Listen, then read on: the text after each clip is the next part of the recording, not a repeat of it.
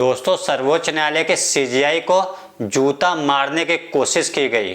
जूता कोई जज पे नहीं पड़ा, ये जूता संविधान पे पड़ा है। ये जूता बाबा साहब भीम अम्बेडकर पे पड़ा है। ये जूता आपके और हमारे सम्मान के ऊपर पड़ा है। ये जूता कोई आम जूता नहीं था, ये जूता एक अस्त्र था जो हमें और आपको बताने के लिए, चाहे वो देश के न्यायमूर्ति हो, चाहे वो देश का किसान हो, ये लोग हमारे ऊपर जूता हटाने के लिए घंटा तैयार नहीं हो रहे सदियों से।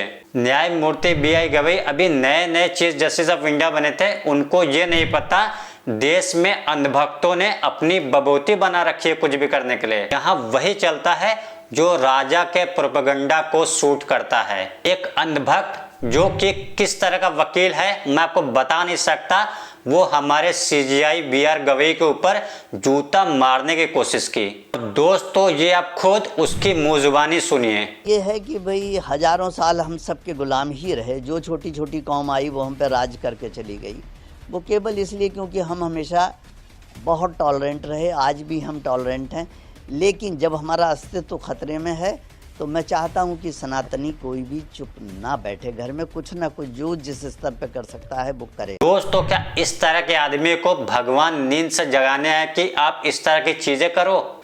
सोचिए दोस्तों, अगर कोई मोदी और योगी पर एक्स पे टिप्पणी भी कर दे तो उसे पुलिस पकड़ के लेके जाती है, और वही मोदी के व्यापारी मित्र का कोई अगर नाम ले ले तो उन्हें अदालत से नोटिस आ जाते हैं। यहाँ तो चीफ जस्टिस पर जूता चलाए हुआ आदमी छुट्टा सांड की तरह घूम रहा है। सिर्फ थोड़े देर के लिए कोर्ट रूम में बैठाया गया और छोड़ दिया गया। वो आदमी जो संविधान के ऊपर हमला कर रहा है, जो कानून हाथ में लिया, वो टीवी पे बैठकर बड़े मजे से उल्टे सीधे बयान दे रहा है। नहीं, मुझसे तो स्वयं भगवान ने करा है भाई। इस देश के CJI आखिर कैसे CJI, वो ये तक कह दी मुझे फर्क नहीं पड़ा। यहाँ कोर्ट के खिलाफ बोलने भर से, यहाँ जजों के खिलाफ बोलने भर से कंटेम्प्ट ऑफ कोर्ट न जाने क्या क्या हो जाता है। और यहाँ पे तो जूता उठा लिया गया। क्या करना चाहते हैं आप? क्या साबित करना चाहते हैं? क्या आपने ये मान लिया है कि दलितों के ऊपर सदियों से जूता चलाया जा रहा है, और अगर एक और ने चला दिया तो क्या हो गया? वह जूता तो उनके हाथ में सदियों से है।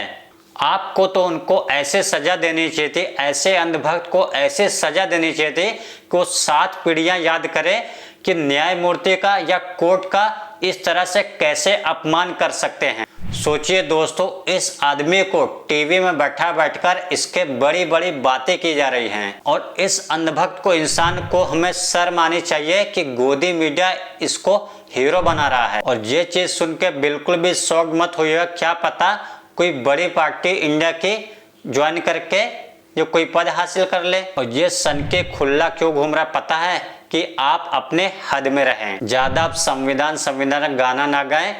कई ऐसे जूते इनकी नफरत की फैक्ट्री में तैयार हो रहा है। दोस्तों, मैं आपको बता दूं, जज साहब तो इस पर कुछ नहीं बोले, बट हमारे देश का विपक्ष इसके खिलाफ खड़ा उतरा है। दोस्तों, राहुल गांधी कहते हैं, The attack on the Chief Justice of India is an assault on the dignity of our judiciary and the spirit of our constitution. Such hatred has no place in our nation and must be condemned. Akhilesh Yadav कहते हैं, कुछ लोग के हाथ में जाकर तो जूता भी अपमानित महसूस करता है। पीढ़ित समाज का अपमान करने वाले ऐसे असभ्य लोग दरअसल अपने दंभ और अहंकार के मारे होते हैं। इनकी प्रभुत्ववादी सोच नफरत को जन्म देती है, जो देश के सर्वोच्च न्यायिक पद पर बैठे व्यक्ति के लिए जितनी होती है, उतना ही समाज के सबसे कमजोर अंतिम व्यक्ति के लिए भी। ऐसे लोग वर्चस्ववाद की बीमारी से घोर ग्रसित होते हैं। हम इसलिए कहते हैं, पीडीए का मतलब है पीड़ित, दुखी, अपमानित। पीडीए समाज की उदारता और भलमाहन साहत 5000 सालों के ऐसे लोगों को माफ करती आई है, लेकिन इस हद तक अपमान के बाद पीडीए समाज अब और नहीं सहेगा। भाजपा और उसके संगी साथी अपनी सत्ता के अंतिम दौर में हैं, क्योंकि उनकी भ्रष्ट चुनावी साजिश का भंडाफोड़ हो चुका है। वो अब कभी नहीं जीतेंगे, इसलिए हताश होकर ऐसे कुकुत कर रहे हैं। भाजपा इस बार जाएंगे तो फिर कभी नहीं आएंगे, क्योंकि अब आबादी का 90% हिस्सा अपने हक अधिकार के लिए जाग गया है। तो 10% का गुरूर और सिंहासन अब और नहीं टिकेगा। भारत के सामाजिक राजनीतिक इतिहास में ये दौर अपमान बनाम सम्मान के संघर्ष का है। पीडीए अपने स्वाभिमान और सम्मान को ये अंतिम संघर्ष निर्णायक रूप से जीत कर रहेगा। और वहीं दोस्तों आम आदमी पार्टी क्या लिखती है, सुनिए आप। यह एक अपमान है, दलित समाज का अपमान। संघी मानसिकता वाले एक नकली वकील ने देश के मुख्य न्यायाधीश BR गवई के ऊपर जूता फेंका है। इन लोगों से दलित समाज के एक व्यक्ति का CJI बनना सहन नहीं हो रहा है।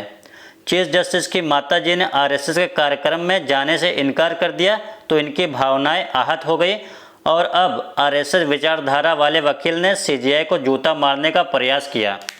वहीं दोस्तों तेजस्वी यादव कहते हैं, आज सर्वोच्च न्यायालय में ही मुख्य न्यायाधीश पर जूता फेंका गया।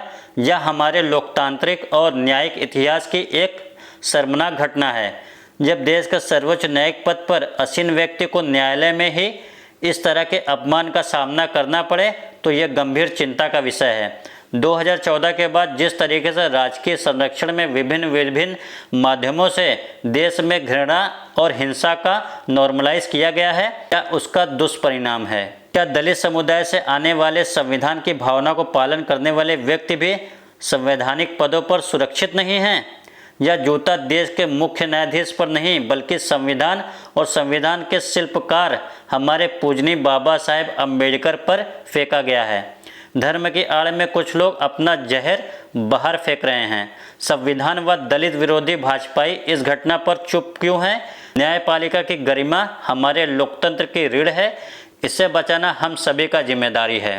दोस्तों इस बात को समझिए, इनको 400 सीट इसके लिए चाहिए थी ताकि दलित और जो गरीब तबके के लोग हैं जो खुले से समाज में बाबा साहब अम्बेडकर के दिए गए संविधान के ऊपर समान तरीके से रहते हैं, ताकि उनके ऊपर ये लोग कुछ ना कुछ नए नियम ला सकें। बट मैं देश के जनता का सम्मान करता हूं कि जो उन्हें 400 सीट लाने से रोका। दोस्तों अब सोच के देखिए, ये तो जज साहब हैं।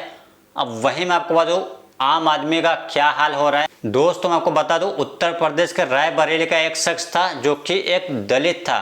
उसके ऊपर सिर्फ चोरी का शक था और उसे मार मार के पीट पीट कर उसकी हत्या कर दी जाती है। अब सोच के देखिए दोस्तों, इस तरह की जो दलित के ऊपर अत्याचार हो रही है वो किस राह को आगे बढ़ा रहा है। और उसने मरते मरते राहुल गांधी का नाम लिया क्योंकि उसे भी समझ गया था इनकी नीति और नीयत क्या है। और वहीं राहुल गांधी ने हरिओम को अपने तरफ से उन्हें न्याय दिलाने की बात कही है।